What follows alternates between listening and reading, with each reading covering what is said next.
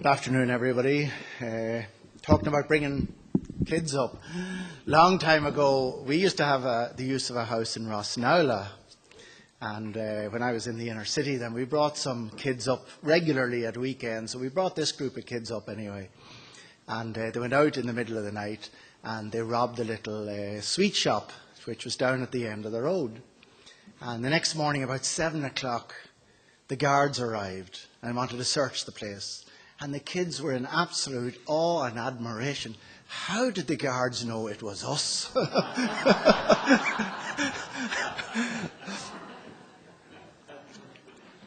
So I stopped bringing them to sweet shop here.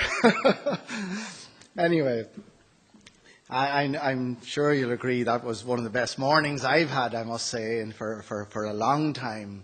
It was great to hear people calling a spade, basically. And unfortunately, and perhaps this is part of the problem, the gardeners weren't here to listen. Probably too busy doing something else, but it really was such an important morning. I think all our government ministers should be forced to watch that webcam of this morning's speech. The morning was so good that I'd have to say you can't expect both an excellent morning and an excellent afternoon. So I'm off the hook. Anyway, in early 2009, NESC described the crisis facing the country as having 5 distinct but tightly tied together dimensions that Ed Malloy mentioned: a banking crisis, a public finance crisis, an economically and specifically a competitiveness crisis, a social crisis, and a reputational crisis. And Ed this morning added the 6th crisis, the culture of the old wineskins, and this culture largely responsible for the implementation gap, the failure to adequately react to the plethora of reports, analysis, and investigations which we're very good at producing. I'd like just to add a 7th crisis, which I believe underlies all these other crises, namely a crisis of values. One of my persistent criticisms of the Celtic Tiger was that we were so busy making and spending money that we ignored the values which the Celtic Tiger was embedding in our society, and values which, in my view, are in direct contradiction to the values which I would like to see in my republic. One of the things that dismays me also these days is that so many people seem to be hoping to restore the economy as soon as possible to where we were before the crash. In my view, the economic model that we embraced so enthusiastically was fundamentally flawed. We should not want to go back there. We do not need to go back there.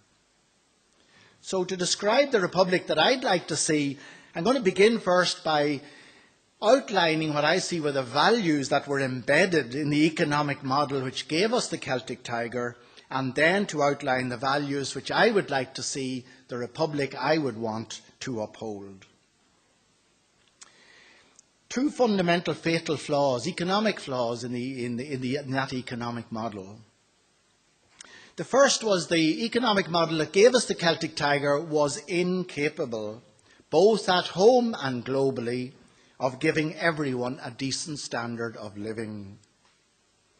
At home, while many of us came to experience a lifestyle way beyond anything our parents could have dreamt of, others remained locked in poverty, homelessness, and hopelessness. During the 10 or 12 years of the Celtic Tiger, the number of homeless people in this country doubled from 2,500 in 1996 to over 5,000 in 2008. The number of households on social housing waiting lists more than doubled from 27,400 in 1996 to 56,240 in 2008. Our prisons became more overcrowded than ever before in the history of our state. In 2008, 1 child in 9 still remained in this country in consistent poverty. And thousands of poor families and homeless people continued to live in slum conditions in private rented accommodation which is unfit for human habitation. Globally, the economic model we have known has given millions of us in the Western world a standard of living which fulfilled all our dreams, but it cannot lift the billion people in our world who still live on the edge of destitution. It cannot lift them out of poverty without destroying our planet with greenhouse gases and polluting our water sources to the point of being unusable. So the first fundamental flaw in that model, as I see it, was that it was not accessible to everybody. The second fundamental and fatal flaw in that model was that it was unsustainable. It depended on us buying more and more to keep the economy going. But the money was limited, and to an unsustainable degree it was borrowed, and the planet's resources are finite, so the bubble eventually had to burst. That economic model was based on a belief in infinite growth capitalism, the myth that a consumption-led economy can keep on growing indefinitely. Someone described the Celtic Tiger as a time when we were buying things we did not need, with money we did not have, using resources we cannot renew. And so an unending consumption-led capitalism must either implode or destroy the planet. So we're now left with a planet that needs urgent healing and a debt that will sink many households and endangers our country's economic and social future. But the economic model that we pursued was not, and that blew up in our face, was not just fatally flawed economically, it was also fatally flawed morally. That model had as its overriding objective the pursuit of maximum profit for one sector of the economy, namely shareholders in the banking and business corporate world. Everybody else was simply a means to that end. Employees had no value in themselves. Their value was dependent on their ability to create profits for shareholders. When they were no longer needed, in other words, when more profits could be made for shareholders without them, then the employees were expendable. As per Dell, who simply relocated, 2,000 employees, many of whom had given a long period of their life to the company, simply laid off. As per Irish Ferries, where Irish workers were laid off and replaced immediately by workers from Eastern Europe who were willing to work for less wages in harsher conditions. As per Hibernian and others who simply upped and moved to lower cost countries, in the process discarding workers, some of whom had given long service to the company. Nor did customers of any value, beyond making profits for the shareholders. Some low-cost airlines show near contempt for their passengers, except insofar as they are a source generating money for the company. Some large international retailers failed to pass on the euro-sterling difference when the euro was strengthening because they believed they could extract more money from their customers. Some banks appear to almost resent having to deal with customers face to face. Suppliers are in many instances treated by large supermarkets as if they were just fodder for that company's profits. So in the pursuit of maximum profits for shareholders, the key stakeholders pursued for themselves the goal of maximum personal gain, as evidenced by revelations of obscene salaries, bonuses, expenses, pensions, golden handshakes, and exceptional payments. In such an economic system, the basic inequality is not the inequality of wealth, but the inequality of power. Those who have the power can accumulate to themselves a disproportionate share of the wealth created, and can use that power and that wealth to influence public policy to suit their own interests. Those who have the skills that are needed by the economy or by the population at large can make excessive demands on the wealth created.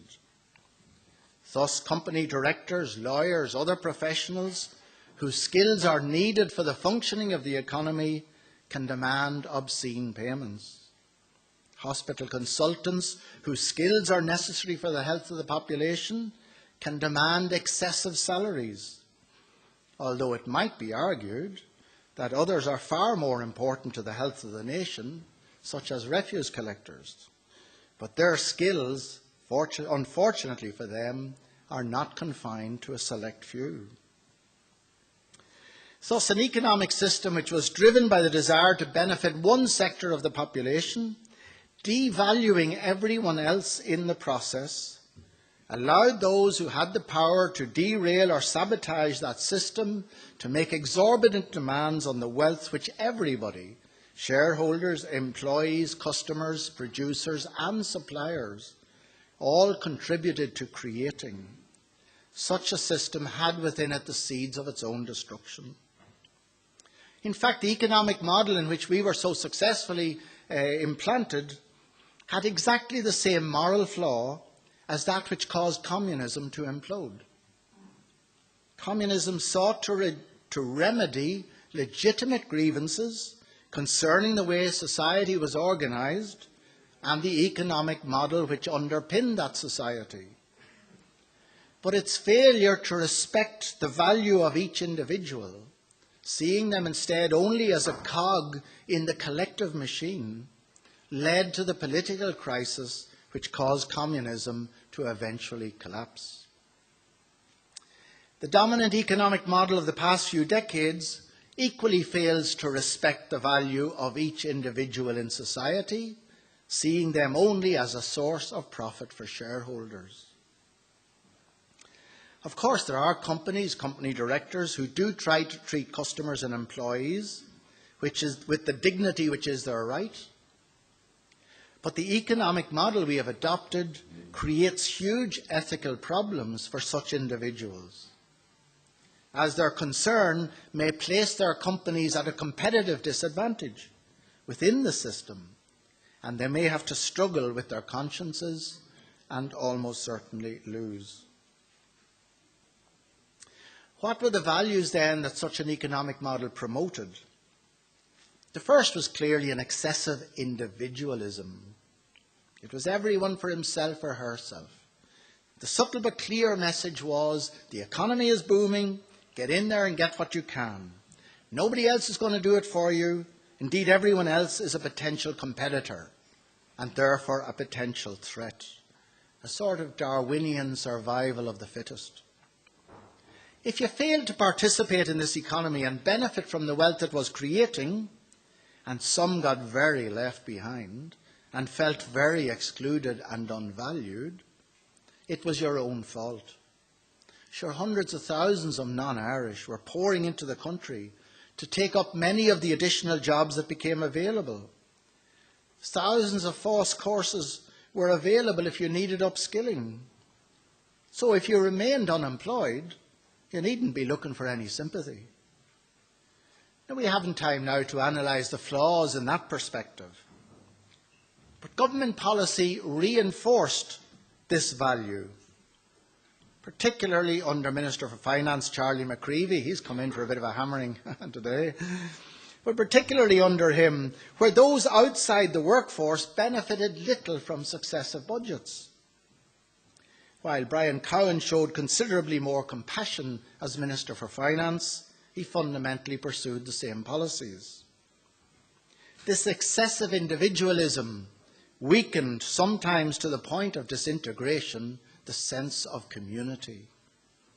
Community involvement became an optional extra for those who felt so inclined, a sideshow to the real business of making and enjoying wealth. The second value that this economic model promoted was to persuade us that our happiness and fulfilment was to be found in consuming goods and services. To keep the economy going, everybody had to be persuaded to buy more and more often. But as our real needs are limited, What we purchased and consumed had less and less relationship to what we actually needed. Hence, a consumer-led economic model had to convince us to want more and more by persuading us that there we found our fulfillment and our happiness. When I was growing up, we got a 14-inch black and white TV. The very rich had a 17-inch black and white TV. A few years later, I went to visit relatives in England, and I saw a football match on their 17-inch colour TV. I couldn't wait till we got a colour TV. How could you possibly enjoy watching a football match in black and white? Then the TV screens got bigger and bigger.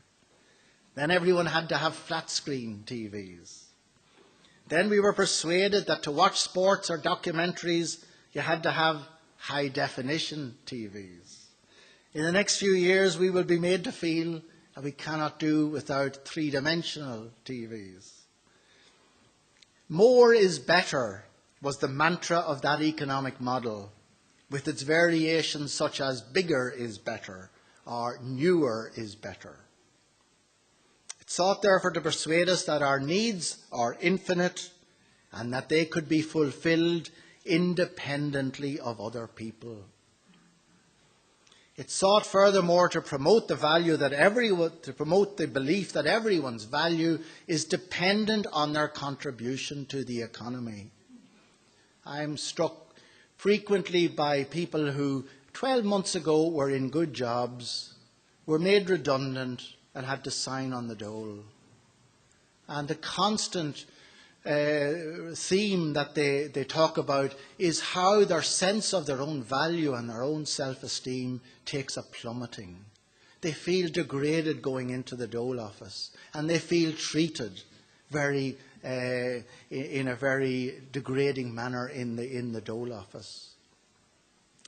People's value came to depend on their contribution to the economy and therefore on their willingness and ability to purchase more and bigger and newer.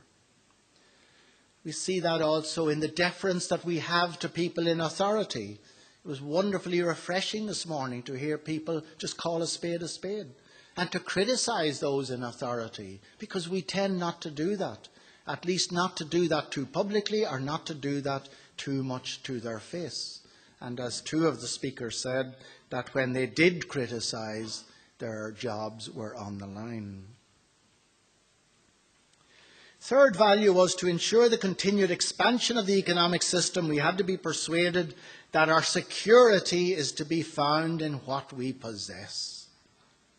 We had to work hard within the system in order to obtain more so that we could cushion ourselves and our families from the uncertainties of the future. Purchasing our own home, building up a bank balance, expanding our shareholdings, buying a second home, maybe even a third in a sunny climate, were essential to escape from the insecurity with which the future threatened us. We had to protect. We now know, and many people now know to their cost, that that was a total mirage. But we had to protect at all costs, therefore, what we had acquired, because they were seen to be our security. So those who were different, who were not one of us, had to be kept out. Or at least we had to control who we let into our space, or they would jeopardize our security. Above all, they might jeopardize the value of our home. Not even affordable housing, still less social housing, was acceptable in our private estates. All this was seen as essential for the security of our children.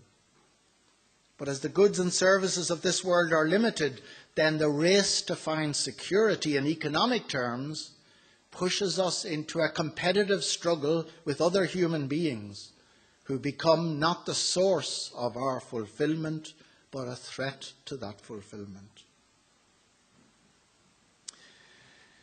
What are the values of a new economic model that I would like to see?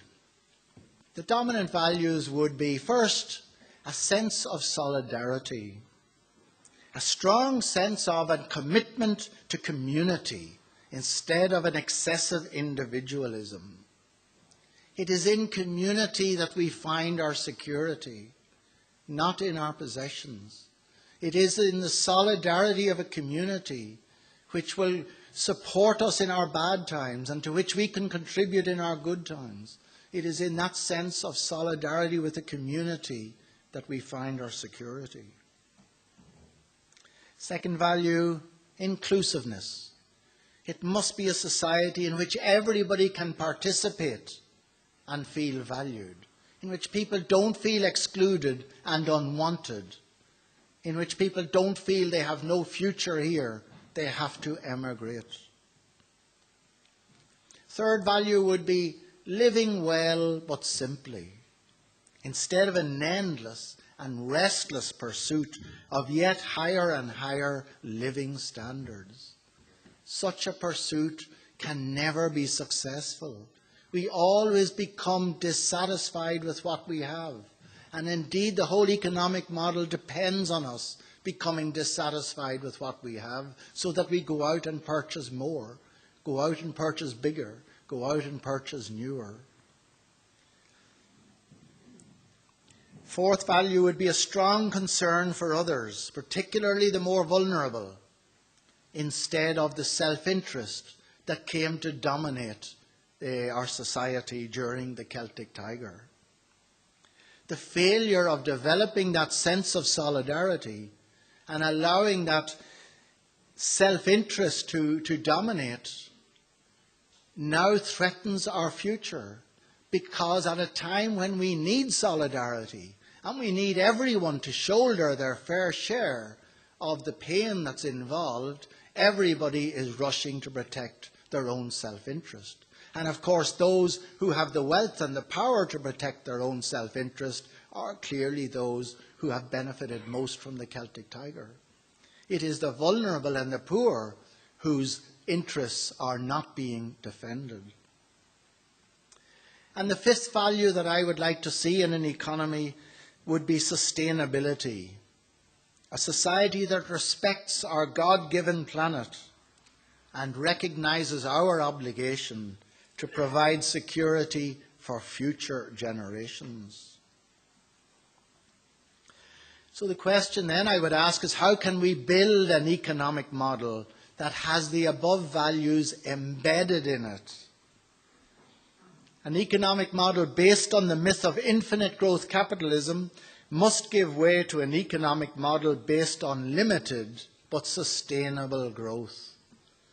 And some of the speakers this morning mentioned that this mad drive for expanding the economy as fast as we could was not in our interests. We must consider seriously the limits of growth, and we must search for sustainable models of growth. The mantra of the old economic model, more is better, must give way to a new mantra, moderation with restraint.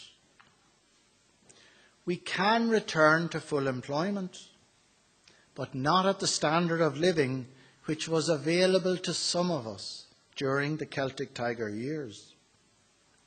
We can give all those living in poverty, both at home and abroad, a decent quality of life, but not while some of us enjoy the standard of living which we had come to take for granted. The ethical base of such a model must not just be identified with stricter regulation nor with rule compliance. How often have we heard bankers justify what they did by saying they had done nothing illegal, that there was no impropriety involved in their actions? The ethics of a new model must be based on the inherent value of each individual, and must involve not only a more just sharing of the wealth created, but a more just sharing of the power which accompanies the accumulation of wealth. Of course, for the economy to revive, there must be a real demand for new goods and services, a demand that will create investment opportunities, but not a demand for superfluous goods and services like Gucci handbags and shopping trips to New York, which create an economy which primarily benefits a few. No, the goods and services that can create a new demand, which can fuel a new economic model, must be goods and services that are necessary and enduring, goods and services which can lift everyone out of poverty and marginalisation. Where the old economic model emphasised the individual, the new economic model must ensure that everyone benefits. It must therefore be built on the value of solidarity. Perhaps the only times in history when such solidarity existed within and between nations were those times when a war was waged or threatened. At such times there was a common purpose, a common commitment, and a universal willingness to sacrifice self-interest for the common good. Today, to move into a new era, an era that promises a better life for all, and a real hope for a better future, we need a new war. Not against Iran or North Korea, but against poverty, ecological destruction and climate change. A war on poverty, both at home and abroad, would create a demand for investment in meeting the basic needs of all: food, housing, health services, education, and the public infrastructure for economic and social development. It would build a society in which the special needs of children are met, in which homeless people are housed, in which travellers are welcomed, in which prisons are places of rehabilitation. A war on climate change would create a demand for non-fossil fuel transport, for clean energy, for public transport. Where would the money come from to pay for such a war? As with all wars, the money is found by sharing what we have. Such a war requires a solidarity that unfortunately exists in only a very weakened state in Ireland, or indeed elsewhere. It was almost destroyed by the Celtic Tiger. It requires a sacrifice of self-interested short-term gains, which means on the national level a willingness to put the poor and future generations in first place, and at the international level a willingness to dismantle barriers to free trade set up by rich countries to protect their own interests, to dismantle barriers to the free movement of labour with the same enthusiasm as the barriers to the free movement of capital were dismantled, and to pursue the Millennium Development Goals. Such an economic model considers justice, compassion, community, and ecological responsibility as points of departure for economic life, not as mere afterthoughts. Such an economic model will seriously reduce the living standards of most of us in Ireland and in the economically developed world. But it will allow those now living in poverty, both at home and abroad, to find a better quality of life. And it will bequeath the world a world to future generations that they can actually live in. Such a vision is anathema to the vision which the Celtic Tiger so successfully built. Solidarity instead of individuality, putting others first instead of satisfying one's own self-interest, living simply instead of an endless pursuit of yet higher and higher living standards. Christianity, when it is lived properly, if it is ever lived properly, can be a powerful force in terms of shifting a culture to a vision and values that are subversive of a complacent status quo. In that Christian vision, we are stewards of the earth, not masters who can do what we want. We are all brothers and sisters, not individuals competing for scarce resources. In that vision, we find our security in our togetherness in community, not in accumulating material goods. In that vision, we find our happiness in giving, not in getting. We recognize that people do not exist to serve the economy, but the economy exists to serve human beings, all human beings. Such an economic model may seem like an unrealizable pipe dream, but it is actually essential for the survival of the planet. To continue with the same old model, with the same values, will destroy the human race, either through the destruction of the planet or through unresolvable social conflict. We cannot build a new economic model on an old political model. Much has been written since the crisis began about the inadequacies of our political model, its role in the creation of the crisis, and its inability to lead us through the crisis. That's what we heard all about this morning. A transformed economic model requires a transformed political model and a transformation of leadership. Political leadership which does not bow to powerful vested interests, which does not seek its own good at the expense of the good of others, which is not self-serving but seeks to serve the common good, and which gives rightful place to other values beyond mere economic growth, values such as solidarity, community, and respect for others. Such a transformed political leadership seeks to build security for our country and for our world, not through unsustainable economic growth, but through building sustainable communities. The Christian vision has, in my view, a major contribution to make, not just to the building of a fair and just world, but to the very survival of the world. Those of us who call ourselves Christian cannot continue to prop up the status quo, seduced by the comfortable lifestyle which the old economic model has made available to us, but which is not available to tens of thousands of others at home and 1 billion others abroad, and will not be available to future generations. Such questioning of the economic model will ensure ridicule, contempt, and opposition from people who are respectable and respected, who have too much to lose. We should welcome that. Thank you very much.